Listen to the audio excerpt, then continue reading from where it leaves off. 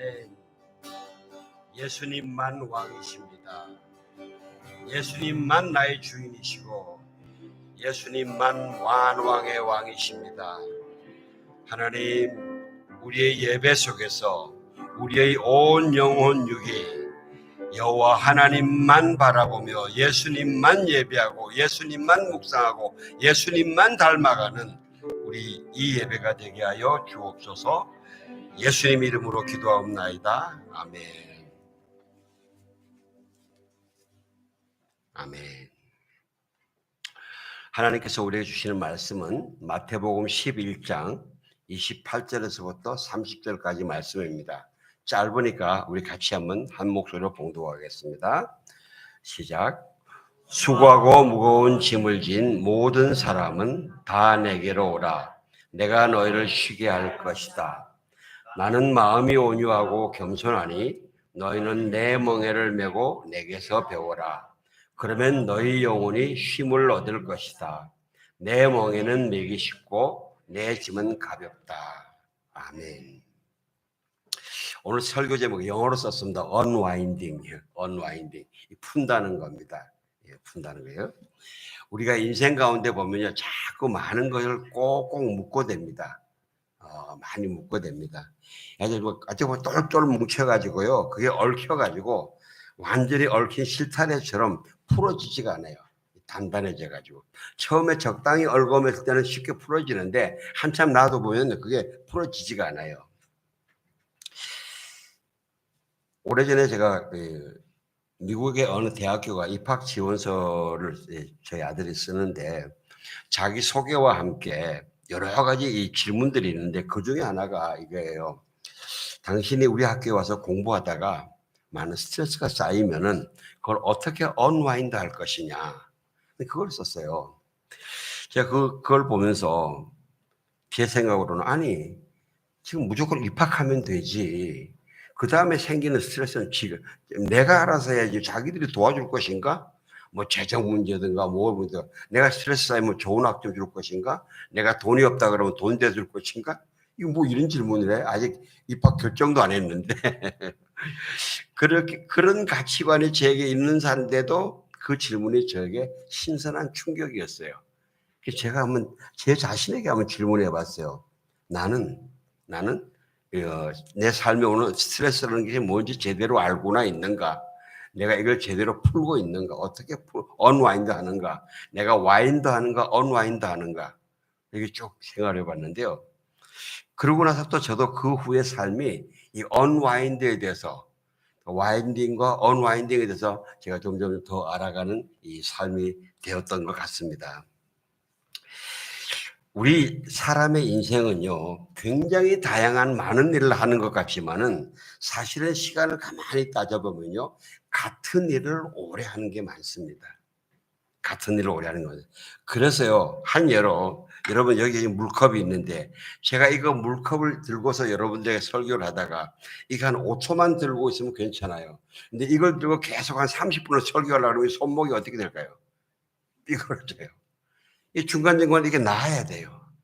근데 우리는 보면요, 삶에서 이걸 내려놓지보다 계속 들고 가고 있어요.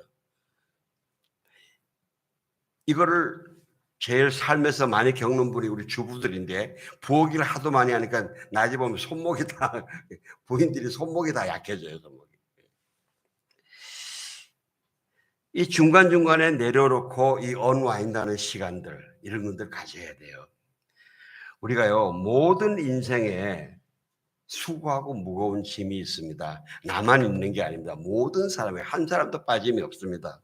이것을 이야기하는 우리 그리스도인도 평강하지만은 내 안에 예수님이 주인이라고 이야기하면서도 우리 안에 스트레스가 있습니다. 풀지 못한 것들이 있습니다. 어쩌면 그리스도 안에서 더 많이 깨달을지 모릅니다. 아무리 인생이 부유하고 모든 것 다 갖추고 부족한 것 없어 보이는 삶에도 스트레스는 있습니다. 우리나라에서 지금 서초구 강남구는 우리나라의 대표 중심구 아닙니까? 그죠? 그런데 거기에 있는 가정들도 다 정말 이 부유하고 이 어려움이 없을 것 같습니다. 그러나 그 과정에 신방하고 들어가면 다 나름대로 어려움이 있습니다. 제가 옛날에 서초구 가정들 신방을 해봤고 강남의 가정들 신방을 해봐가지고 알아요. 그냥. 이런 모두에게 일단 누구나 이 스트레스에서 예외가 없다는 사실을요 이야기하는 우화가 하나 있는데 좀 들어보세요. 공이 5개의 공이 같이 모여가지고 서로 신시한탄을 하기 시작했어요. 제일 처음에 배구공이 이랬어요. 아니 나는 무슨 잘못했길래 매일매일 내가 뺨따구를 얻어맞냐. 그 여자들이 아니 그것도 살짝 치는 게 아니고 온 힘을 내서 올리게 내리치는데 이게 시합 날만 그러면 다행이지 연습하는 날 때 맨날 때려. 내가 이게 무슨 팔자야 그랬어요. 축구 싶대요. 그때 축구공이 옆에서 그랬어요. 야 너는 그래도 나보다 나아. 너는 맨손바닥으로 얻어맞잖아. 나는 발로 가요 발로. 어? 너는 맨손이지만 나는 있잖아. 그 축구 선수들이 있잖아. 자기 발을 보호하려고 그 자기 발은 이 단단하게 가죽으로 만들어서 보호하면서 나를 교차하는데 발로 까여봐 그 기분 엉망이야. 자존감 다 떨어져. 예? 그랬더니 옆에 탁구공이 딱 그래요. 야 그래도 너네 둘은 덩치라도 있잖아. 나는 요만한 덩치밖에 안 되는데 내 몸보다 몇 배나 더 그 나무 밥주걱 같은 거로 있잖아. 내리치고 깎아치고 세지고 아주 있잖아. 속도가 얼마나 더 빠르니. 그래서 한 대 맞고 나서 정신 차릴 시간이 여유가 없어. 내가 언제 그거 끝나는 줄 알아? 내가 터져가지고 안에 공기가 까지면 그럼 난 쓰레기통에 이제 끝나는 거야. 그랬더니 야구공원도 그래요. 야 너희들 알아? 너네 야구 선수들 봤니? 얼마나 덩치 크니? 걔들이 온 힘을 다해서 야구 방망이로 휘두르는데 그 방망이 보통 나무 아니야. 아주 강한 나무야. 안 부러지게 만든 나무야. 그거를 휘두르 치는데 그거 한번 맞아봐.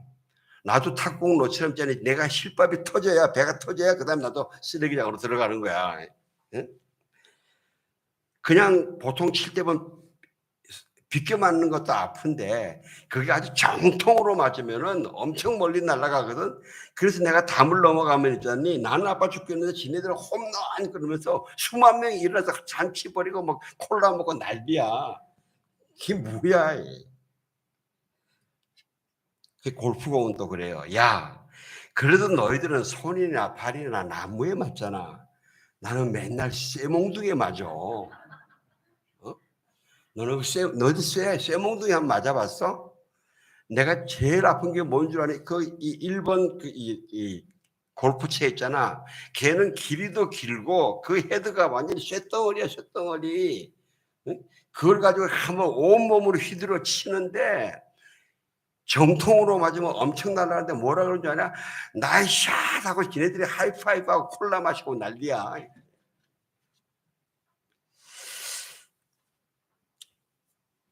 그래요. 모두가 다 어려움이 있어요.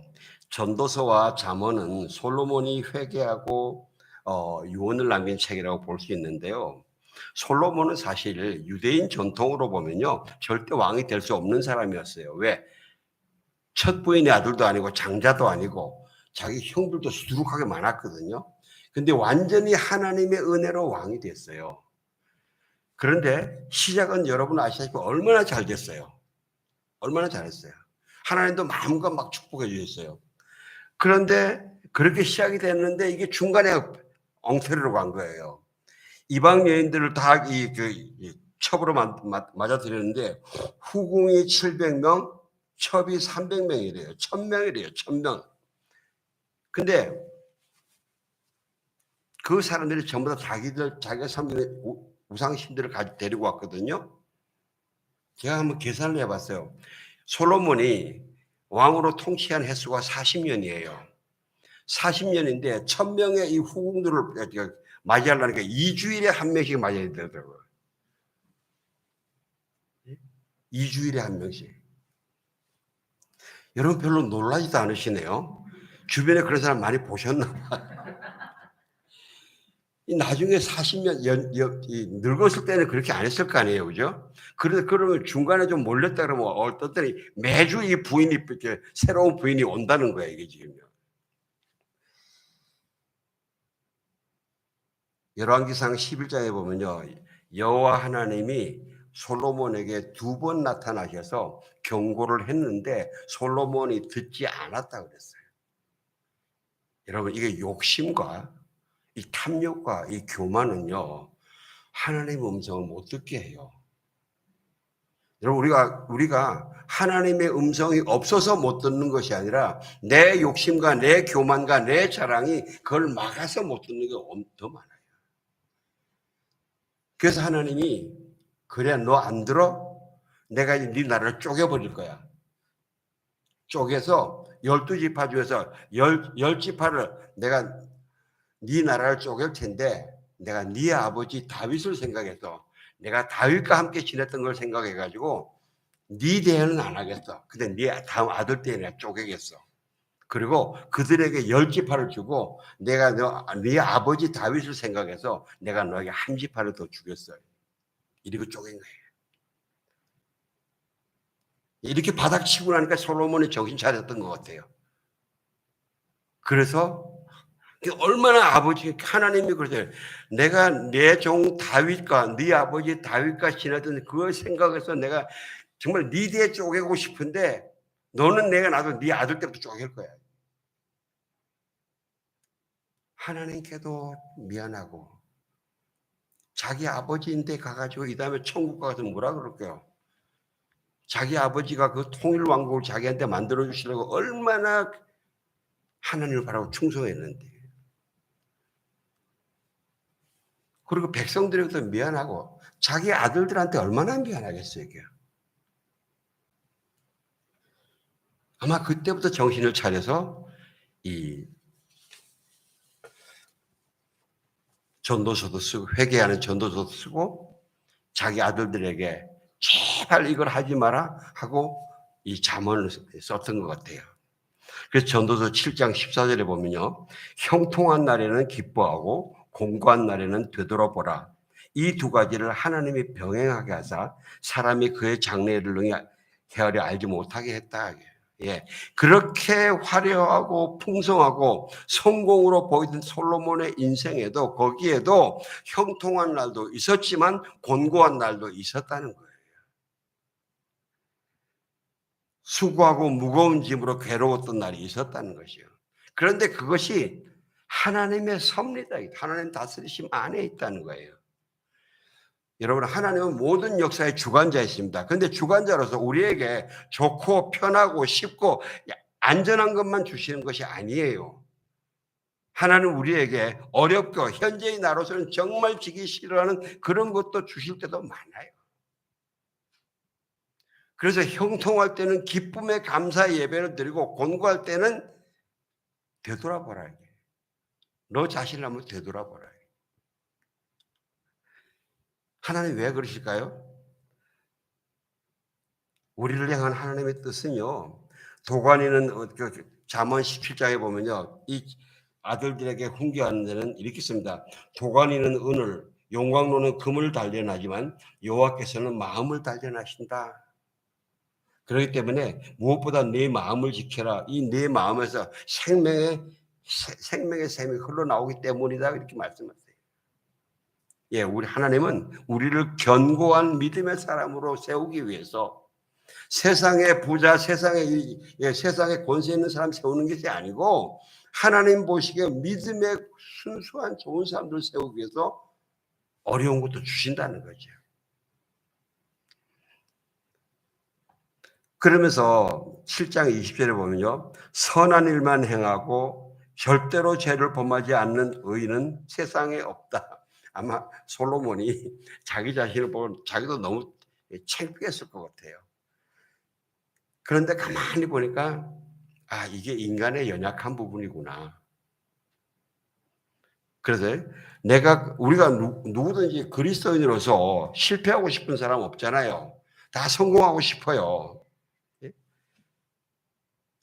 넘어지고 싶지 않아요. 그런데 넘어져요. 실패하고 싶지 않아요. 실패해요.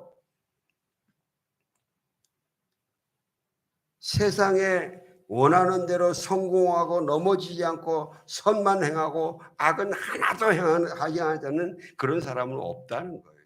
그래요? 우리가 성경을 다 뒤져봐도 그런 사람 딱 한 분밖에 안 계세요. 예수님.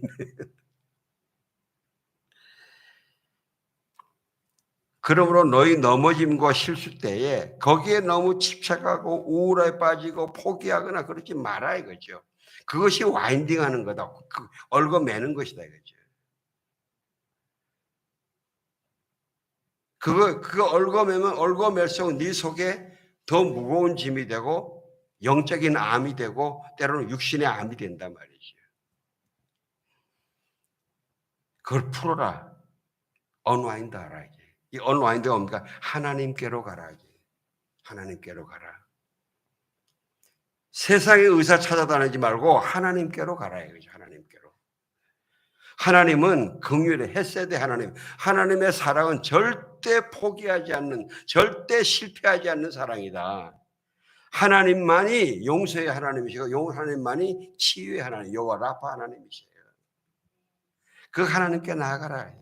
단 우리의 의무 하나 뭐냐? 회개인데 하나님 앞에 나가서 내 속에 있는 것 그대로를 다 털어내놓는 거.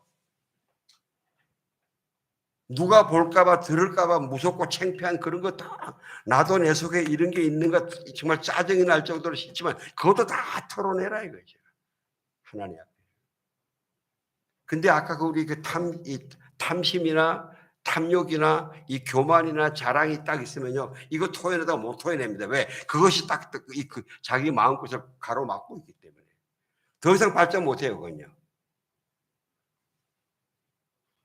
성경에서 그건 견고한 진이라고 그래요. 스트롱홀드라고 그래요. 그렇게 다 쏟아내는 것이다 말이죠. 여러분, 복음은 우리가 굿뉴스, 좋은 소식이잖아요. 좋은 소식이에요. 예, 우리가 예수 그리스도를 믿음으로 죄와 사망에서 다시 구원으로 영원한 생명으로 이른다. 이 엄청나게 좋은 소식이에요. 자, 그런데 복음이 그것만이 아니고 우리가 구원은 그렇지 않습니까? 시작이 칭의, justification. 그 다음에 중간에 진행이 성화, sanctification. 그 다음에 마지막 완성이 영화, glorification이에요. 자, 우리가 예수 그리스도를 구세주로 영접함으로 이미 칭의, justification은 시작됐어요. 이건 바꿀 수 없어요. 자, 그 다음에 마지막에 완성인 영화, glorification은 우리가 이 땅에서 삶을 마칠 때, 주님의 영 안에 들어갈 때 완성이 되는 거예요. 근데 이제 우리가 살아야 되는 이 중간에 sanctification, 이 성화의 과정은요, 이게 지금 우리가 살아내야 되거든요. 이거 쉽지 않아요. 여러분 아시다시피 이 죄와 악이 넘치는 이 세상에서 이 성화의 과정을 끝까지 포기함이 없이 떨어져 나감이 없이 살아낸다는 게 쉽지가 않아요. 여러분 세상의 죄와 악이 얼마나 교묘해요. 그리고 아주 전방위적으로 해요. 전방위적으로. 그리고요 귀신이 귀신같이 알아가지고 내 약점은 깡그리 다 이용해서 다 봐요. 내 탐욕, 내 욕심, 내 교만, 내 자랑 있잖아요. 아주 사단의 밥이에요, 그건요. 내가 사단의 밥이 되는 아주 이게 낚시고리예요. 그리고 마귀가요, 악랄해요. 악랄해요. 우리 여러분 이게 지금 차별금지법 있지 않습니까? 이거와 그 다음에 이 공산주의 이런 데 보면 굉장히 교묘하고 굉장히 악랄합니다. 저는 우리 성도님들은 그것들의 교묘함과 악랄함을 좀 아셨으면 좋겠다는 생각이 들어요. 그리고요, 끈질겨요. 끈질겨요. 더욱이 내 안에 뿌리 깊게 자리 잡은 이 죄의 속성들, 내가 그것이 죄라는 걸 알면서도 들어서 배워서 알면서도 그걸 잘라내야 되는데 때때로는 거기에 무릎을 꿇거나 심지어는 싸우지도 않고 거기에 타협하는 내 자신을 보면요 거의 절망적이에요. 그러면서 내 안에 나도 모르게 발전된 그 독부리가 있는데 정신 분석학에서는 이건 방어 기제라 그래요. 자기를 방어하려고. 이 방어리. 이게 방어 기제가 이 부인하는 거야. 디나이얼 하라고요. 그다음에 탓하고 블레임하고 그다음에 투사하고 막 여러 가지 많아요. 근데 요즘 심리학 책을 보면요. 정신 분석학 책을 보면요. 이 방어 기제가 점점 늘어나요. 한 20년 전에는 그게 한 10가지 정도 대표적으로 나왔는데 최근에는 한 30가지 나와요. 30가지. 이게 악으로 자꾸 발전하는 거예요.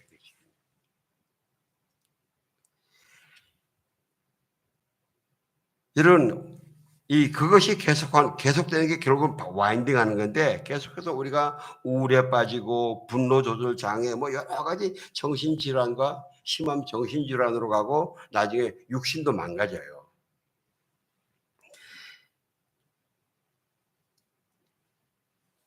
우리 사회가 지금 옛날보다 분명히 물질적으로 굉장히 풍요롭고 이 평안한 사회가 됐습니다. 그런데 우리 영적인 세계, 정신의 세계를 보십시오. 얼마나 병들이 많아요. 얼마나 골마 터지는 게 많아요. 옛날보다 더 심하죠? 심해도 보통 심한 게 아니고 훨씬 심한 거예요. 이런 상황에서 그리스도인이 구원의 중간 과정인 이 성화를 끝까지 제대로 살아낸다는 게 정말 어려워요. 그래도 하나님의 말씀은 공격이 심해진다. 계시록에서 그러지 않습니까? 공격이 점점 더 심해진다. 더 위험해진다. 심지어 너희들 중 몇 명은 죽음으로 이 순교로 넘겨질 것이다. 그러나 너희들 끝까지 견디고 이겨 남아라. 그럼 내가 영광의 삶의 이 선물을 너에게 주겠다. 그러시잖아요. 자, 그래서 만약 예수님이 말입니다. 예수님이 이 땅에 오셔서 성육신을 하셔서 공생에 3년 동안 가르치고 기적을 행해 주시고 그리고 이제 표적들을 보여주셨지 않습니까? 믿게 하시려고. 그리고 이제 이 클라이막스에 예루살렘에 올라가셔서 십자가를 지셨어요. 그리고 죽으셨다가 봤지? 너희들 보는 앞에서 내가 분명히 십자가에서 내가 다 감당하고 죽었다. 그리고 삶을 부활하시다. 자, 내가 이렇게 부활한 것처럼 너희들도 부활시켜 줄 거야. 내를 따라와. 나 오늘 다 보여줬으니까 나는 승천 하늘나라 간다. 이러고 딱 가셨다면은 우리에게 복음으로 받아들여질까요? 우리한테 남아있는 삶이 이렇게 어렵게 잔뜩 남아있는데 오히려 더 절망할 것 같아요. 오늘 본문은 예수님이 그 어려운 무거운 성화의 삶의 무게를 어떻게 살아야 될지 그 무거운 짐들을 어떻게 가볍게 하고 기쁘게 살아갈 수 있는지 그 핵심을 보여줍니다. 이게 복음이 복음되게 하는 거예요.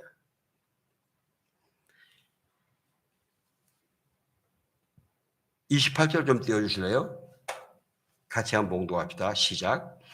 수고하고 무거운 짐을 진 모든 사람은 다 내게로 오라. 내가 너희를 쉬게 할 것이다. 그래요. 예. 헬라어로는 명령어입니다. 내게로 오라. 내게로 오라가 문제예요. 수고하고 무거운 짐진 너희들아 전부 다 오너라. 내가 너희의 무거운 짐 없애주겠다 아닙니다. 내가 너희의 어려운 상황을 쉽게 바꿔주겠다가 아닙니다. 여러분 우리가 모든 사람이 기도할 때 보면 주로 그렇게 기도 응답이 올 거로 생각을 하고 기도하는데 하나님은 그게 아니에요. 너희가 나에게 나오면은 내가 너희에게 쉼 안식을 주겠다. 그 쉼 안식 속에서 지혜를 얻고 힘을 얻어서 그 무거운 짐들을 능히 감당할 힘을 주겠다. 지혜를 주겠다. 왜? 너희들이 그걸 하나하나를 이겨나가면서 좀 더 영적으로 강한 군사로 서기 때문에. 하나님이 우리를 원하신 거예요. 크라잉 베이비 원하지 않으세요. 그냥 하고 뭐 주세요 하고 하고 안 주면 이런 어린애를 키우려고 안 그러세요. 물론 어릴 때는 무조건 대해주세요. 그러나 이제는 너는 이제 커야 돼 할 때는 하나님 막으세요. 울어서 커라고 해요.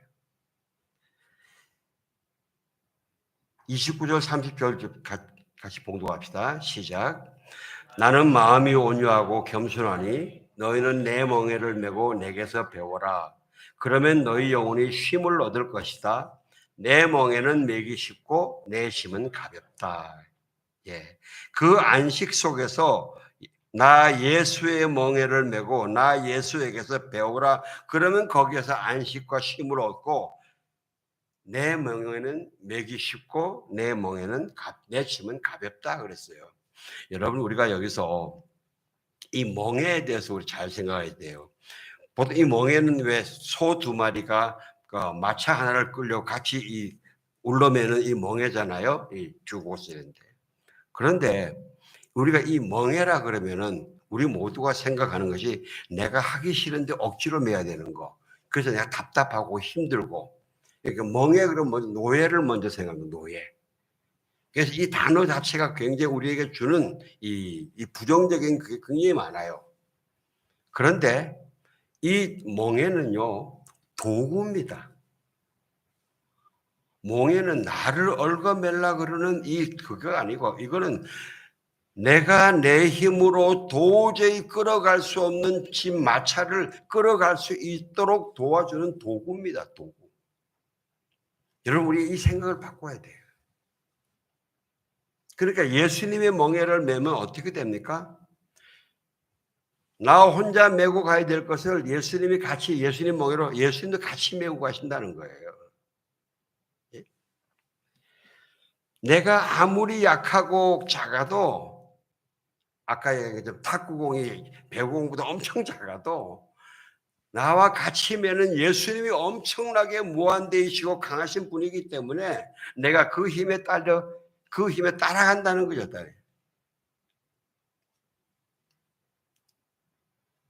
예수님의 이런 기도의 모범이 잡히시던 날 밤에 겟세마네 동산에서 기도했던 그 시간들입니다. 한 번에 한 1시간씩 3번 땀이 피처럼 쏟아지도록 그렇게 기도한 시간들.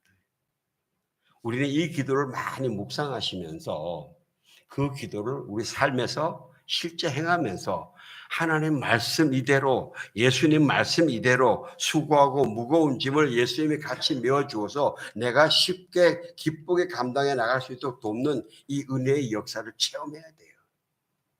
저는 여러분들의 그 체험과 간증이 있으길 주의 이름으로 축원합니다. 예수님이 약속하셨어요. 너희가 나에게 나와서 다 쏟아놓고 꼽을 치는 거 없이 숨기는 거 없이 거짓말하는 거 없이 정말 겸손하고 정직하게 다 쏟아놓으면은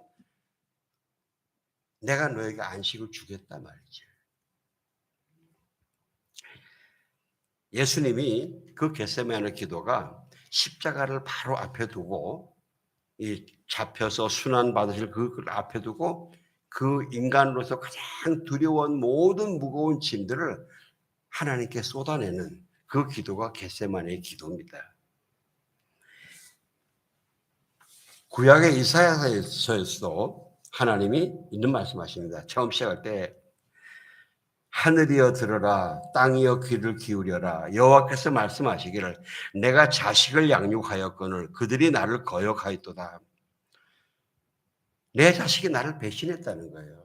이스라엘 백성들은 여러분 그리스도인들은 아까 우리가 찬양했던 것처럼 예수 안에서 하나님이 나를 작정해 주신 하나님의 자녀들이에요. 하나님이 우리를 자식을 양육했는데 그들이 나를 거역했다는 거예요.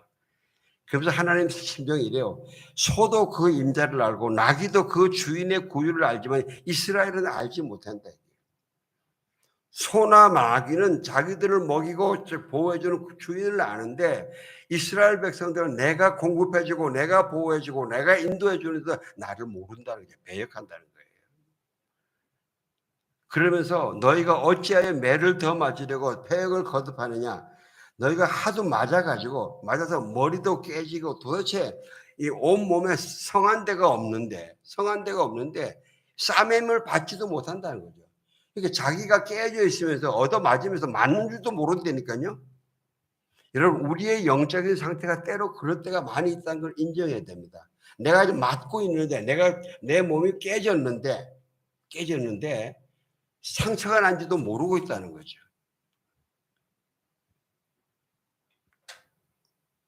그러면서 그 효과, 너희 땅은 황폐하였고 너희 성읍들은 불에 탔고 너희 토지는 너희 목전에서 이방인에게 삼켜버렸다.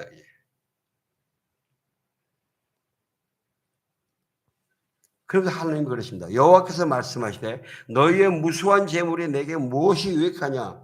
나는 수정의 번제와 살찐 짐승의 기름에 배부를 넣고 나를 수송아지와 어린 양이나 순염새의 피를 기뻐하지 않는다.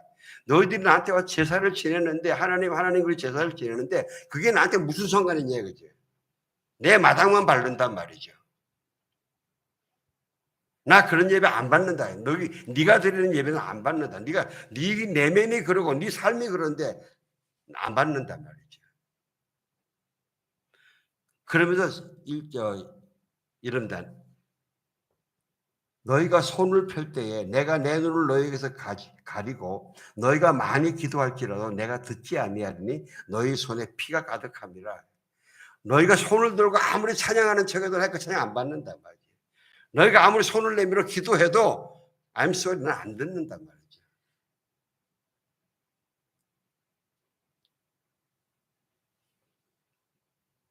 그러면서 하나님이 마지막에 이르십니다. 18절에 여호와께서 말씀하시되 오라 우리가 서로 변론하자. 너희의 죄가 주홍 같을지라도 눈과 같이 희어질 것이요 진홍같이 붉을지라도 양털같이 희게 되리라. 오라 다 가지고 와라. 너희 모든 죄와 좋은 것만 말고 너희들은 나한테 올 때 좋은 것만 가지고 온다고 착각을 하는데 아니 너희의 모든 악하고 더럽고 추악하고 다 가지고 와라 말이지. 가리고 오지 마라. 다 가지고 와라. 다른 곳에 집에 꼽을 쳐놓고도 오지도 마라 말이죠. 다 가지고 나와라. 그럼 나하고 나와서 이야기만 하면은 허심탄회하게 이야기만 하면 너희의 모든 죄와 모든 무거운 짐 내가 씻어 날려주겠단 말이죠. 내가 없어주겠단 말이죠.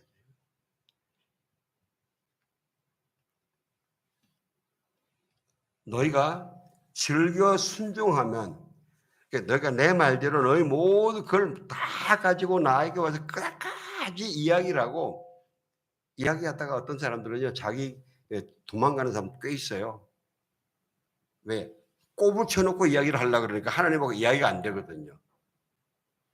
도망가는 사람 많아요. 그게 거절하는 건데 거절하면 칼에 삼켜진다 그래서 칼에 삼켜진다. 너희가 즐겨 순종하면 땅에 아름다운 소산을 먹을 것이다. 내가 먹게 하겠다 그 말씀이에요. 사랑하는 성도 여러분, 저는 정말 기도하는 것이 뭐냐면요.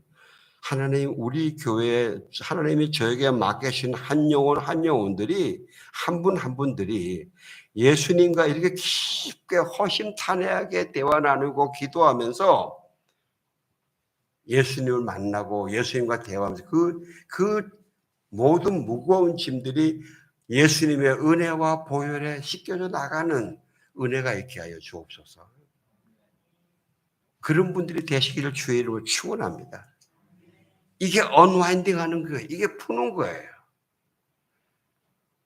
하나님 앞에 안 나오고 적당히 왔다가 도망가고 이게 결국은 와인딩 하는 거예요. 자기 죽을지 자기가 죽는 거예요. 자기가 모르고 하고 있는 거예요. 다 풀릴 때까지. 하나님 이거 제대로 다 안 풀리면요. 저는 안 나가요. 왜? 나가면 죽는 거니까. 그래서요. 한 사람 한 사람이 그 하나님과 그런 예수님과 그런 만남이 있고 그다음에 여러분의 그 가족 안에서 그러한 대화와 만남 같이 우리가 그렇지 않습니까? 세상에서 하나님 앞에는 제일 정직하게 이야기할 수 있잖아요. 그다음에 우리가 정직하게 겸손하게 내 모든 수치스러운 거 이야기할 수 있는 데가 누굽니까? 내 가족이잖아요. 가족 안에서는 하시라 이거죠. 거기에 하나님의 영이 임하십니다. 치유의 영이 임하시고 회복의 영이 임하시고 주의 성령이 임하시고 기름 부으심이 넘쳐요.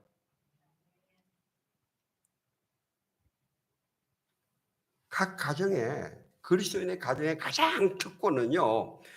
회개와 용서라는 아주 엄청나게 아름다운 이 싹 두 개의 자전거 바퀴가 있다는 거예요. 무한히 갈 수 있는.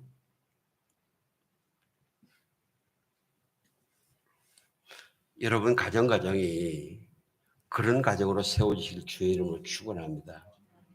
우리가 패밀리 캠프가 이제 한 2달 반 남았는데 그동안에 여러분들이 가족의 저녁에 식사를 하고 대화를 하면서 각자 나의 연약함과 아픔들을 토해내면서 서로 기도하고, 너가 그렇게 아팠구나. 너 그런 게 힘든 게 있구나. 절대 판단과 정죄는 하지 마십시오. 너는 그것도 못하니? 이런 말들이 가족의 진실한 대화를 막는 아주 사단의 치명적인 그게 무기예요.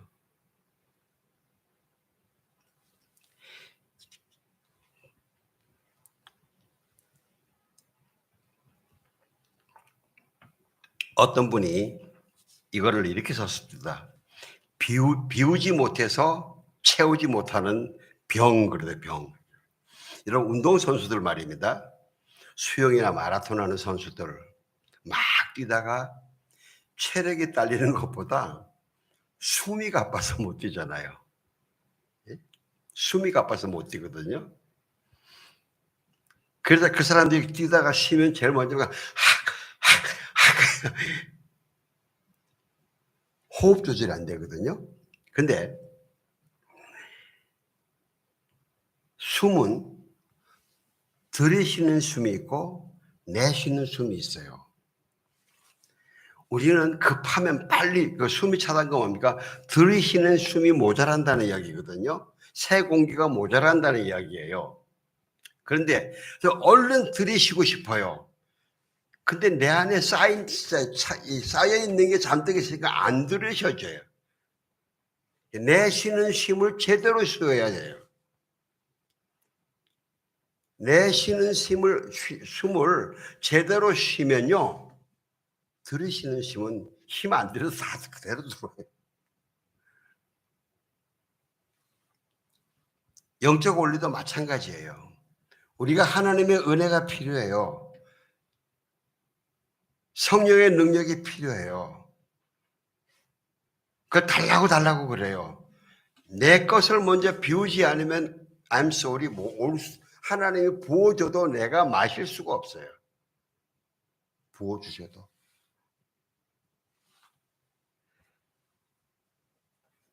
예수님이 그러시잖아요. 수고하고 무거운 짐진 자들아 다 내게로 오라. 내가 너희를 쉬게 하겠다. 이 복음의 핵심이 여러분 한 분 한 분과 가족 전체의 삶의 아주 엑기스가 되시기를 주의 이름으로 축원합니다. 기도하겠습니다. 하나님 감사합니다. 우리에게 세상의 모든 수고하고 무거운 짐을 하나님께 쏟아놓을 수 있는, 그래서 하나님의 은혜와 사랑으로 채울 수 있는 그 길을 예비해 주셔서 감사합니다. 하나님, 우리가 이 하나님이 주신 복음의 이 엑기스를 철저하게 우리 삶 가운데서 실천하면서 그 복음임을 인정하고 마음껏 다른 사람에게 나누는 우리가 되게 하여 주옵소서. 예수님 이름으로 기도하옵나이다. 아멘.